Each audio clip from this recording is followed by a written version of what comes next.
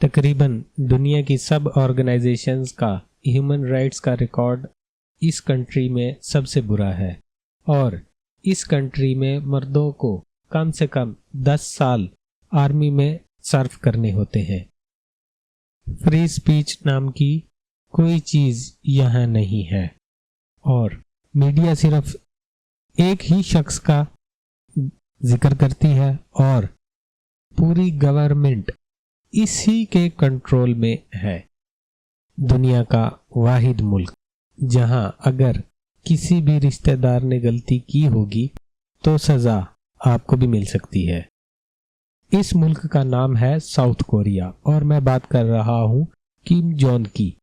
South Korea में बगैर इजाजत निकलना किम जोंग की नज़र में जुर्म है, जिसकी कम से कम सजा कैद और ज्यादा से ज्यादा सजा कत्ल हो सकती है। 2009 में साउथ कोरिया में एक 2 साल के बच्चे को उम्र कैद की सजा सुना दी गई क्योंकि उसके पेरेंट्स के पास बाइबल्स की बुक मिली थी।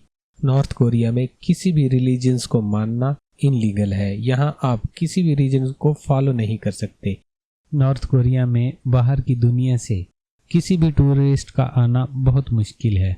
अगर कोई विजिटर आ भी जाए तो इस पर 24 घंटे सख्त नज़र रखी जाती है और साए की तरह इसका पीछा किया जाता है और उसको वही जगह दिखाई जाती है जो गवर्नमेंट दिखाना चाहती है।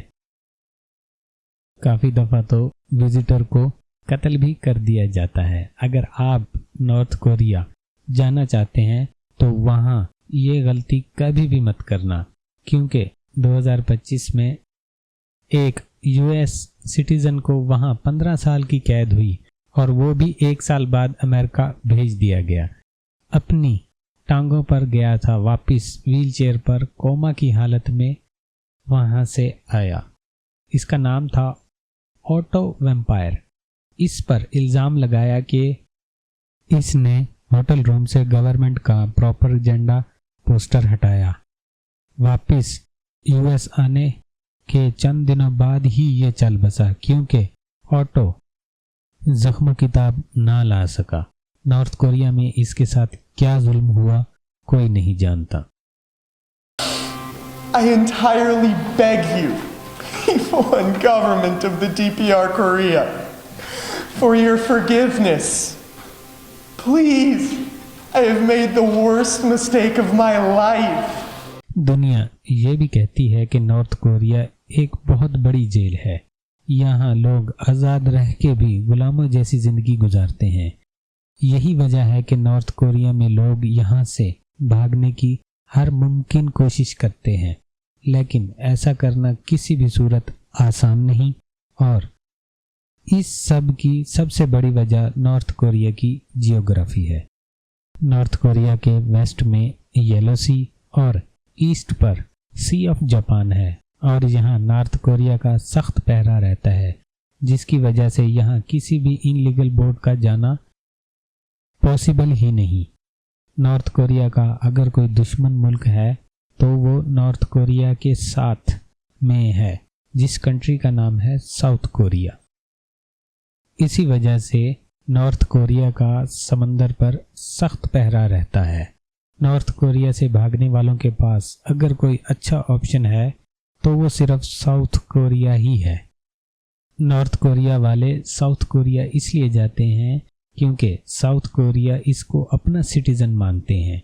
अगर कोई नॉर्थ कोरियन सिटीज़न भागकर साउथ कोरिया पहुंच जाता है तो इसकी ज़िंदगी बदल सकती है, वो भी तब जब नॉर्थ कोरियन सिटीज़न जिंदा पहुंच जाए साउथ कोरियन, जो कि नामुमकिन है। दोनों मुल्कों के बॉर्डर पर इतनी सख्ती होती है कि इंसान तो क्या कोई परिंदा भी पर नहीं मार सकता।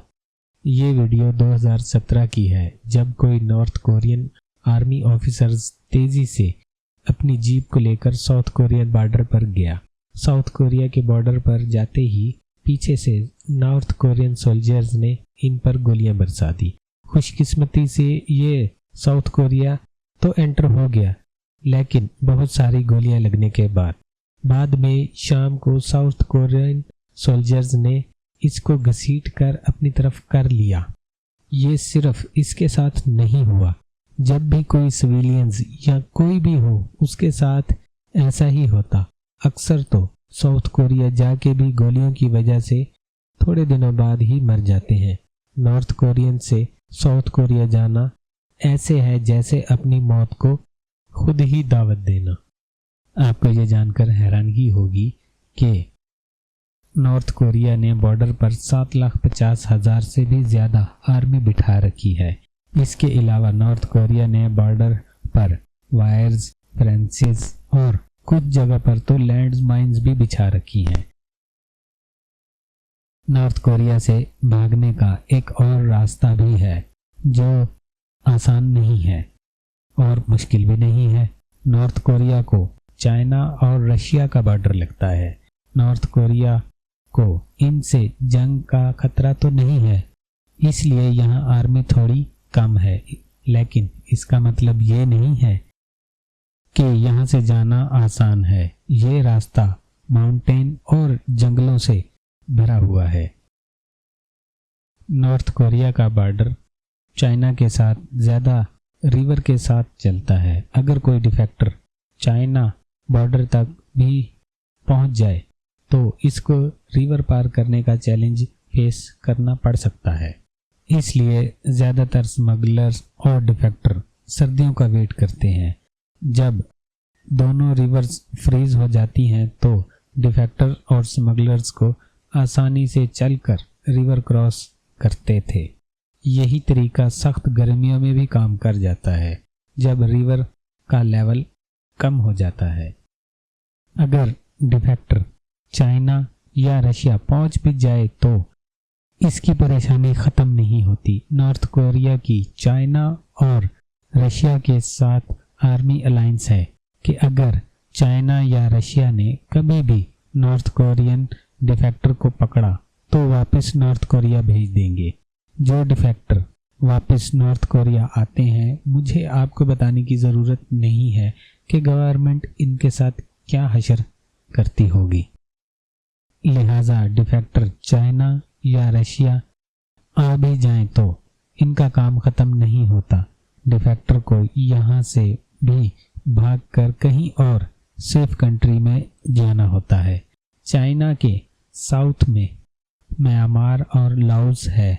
अगर डिफेक्टर यहाँ भी पकड़ा जाए तो ये कंट्री भी इनको वापस नॉर्थ कोरिया भेज देती है। लिहाजा अब ऑप्शंस बचता है थाईलैंड, वियतनाम और मंगोलिया, जिनका बॉर्डर चाइना के साथ लगता है। ये एक तरीका डिफेक्टर के लिए सेफ कंट्री मानी जाती है, क्योंकि ये तीनों कंट्री डिफेक्टर को नॉर्थ कोरिया नहीं बल्कि साउथ कोरिया भेज देती हैं। अब डिफेक्टर का प्लान होता है कि पहले चाइना या रशिया जाना है, फिर वहां से इन 3 सेफ कंट्री में से जहां चले जाएं, फिर इन कंट्री में जाके खुद को सिलेंडर कर दें। ऐसा करने से ये कंट्री इनको नॉर्थ कोरिया नहीं बल्कि साउथ कोरिया भेज देती है, जहां जाके ये अपनी नई जिंदगी शुरू कर सकें। एक अंदाजे के मुताबिक 1990 से 34,000 लोग नॉर्थ कोरिया से भागकर साउथ कोरिया जा चुके हैं। असल में उस टाइम नॉर्थ कोरिया को सोवियत यूनियन की सपोर्ट हासिल थी। 1991 में सोवियत यूनियन के क्लैप्स होने के बाद नॉर्थ कोरिया की ये सपोर्ट भी ख़त्म हो गई और अमेरिका ने भी नॉर्थ कोरिया पर काफ़ी सैंक्शंस लगाना शुरू कर दिए। उस टाइम नॉर्थ कोरिया के हालात इतने ख़राब हो गए थे कि यहाँ लोग खाने पीने को भी तरसने लगे। एस्टीमेट यहाँ 35 लाख लोग बेसिक ज़रूरियात ना मिलने की वजह से मर गए। तब से काफ़ी लोगों ने 1991 के बाद से ही यहाँ से भागने का प्लान बना लिया और हर गुज़रते साल के साथ यहाँ से भागने वालों की तादाद में इजाफा होने लगा। कहत साली के बाद भी डिफेक्टर का भागना बढ़ता गया। साल 2009 में रिकॉर्ड डिफेक्टर थे जिनकी तादाद 3,000 से ज़्यादा थी। 2010 और 11 में भी डिफेक्टर की तादाद काफ़ी थी। फिर 2012 के शुरू में कुछ ऐसा हुआ कि डिफेक्टर की तादाद एकदम से 50% कम हो गई। 1994 से जो नॉर्थ कोरिया को रूल कर रहा था वो 2012 में इस दुनिया से चल बसा। अब गद्दी की बारी थी इसके बेटे किम जोंग उन की। किम जोंग ने पावर में आते ही सबसे पहले भागने वालों और स्मगलरों पर घेरा तंग किया। पूरे नॉर्थन बॉर्डर पर सिग्नल जैमर्स इंस्टॉल किए और इंटेलिजेंस को भी बढ़ा दिया। बॉर्डर पर फ्रेंचेस लगा दी गई और मिलिट्री भी बढ़ा दी गई। और किम जोंग ने रशिया और चाइना के साथ भी डील की कि अपने बॉर्डरों पर सख्ती की जाए। इस पर चाइना और रशिया ने भी काफ़ी सख्ती कर दी। इतनी सख्ती बढ़ जाने के बाद डिफेक्टर को चाइना से जाना बहुत मुश्किल हो गया। पहले जहां डिफेक्टर चाइनीज़ ब्रोकर को $2000 में बॉर्डर क्रॉस करते थे, अब वही ब्रोकर्स डिफेक्टर से एकदम $15,000 की डिमांड करने लगे। नॉर्थ कोरियन में सालाना $2000 कमाने वाले एकदम से $15,000 कैसे पे कर सकते थे? तो ये उनके लिए मुश्किल हो गया। इसलिए भागने वालों की तादाद कम होते होते 2019 में सिर्फ 1000 रह गई। 2020 के बाद नॉर्थ कोरिया से भागना नामुमकिन हो गया क्योंकि कोविड के टाइम किम जोंग ने अपने सारे बॉर्डर्स मुकम्मल सील कर दिए। नॉर्थ कोरिया ये नहीं चाहता था कि कोरोना का कोई भी केस नॉर्थ कोरिया से हो। नॉर्थ कोरिया में किसी भी तरह आने जाने पर उस टाइम मुकम्मल पाबंदी थी। ऐसा करना नॉर्थ कोरिया के लिए ज़रूरी भी था। यहाँ आज भी 42% लोगों को सही से खाना नहीं मिल रहा और यही 42% लोग कोरोना को बर्दाश्त करने की ताकत भी नहीं रखते।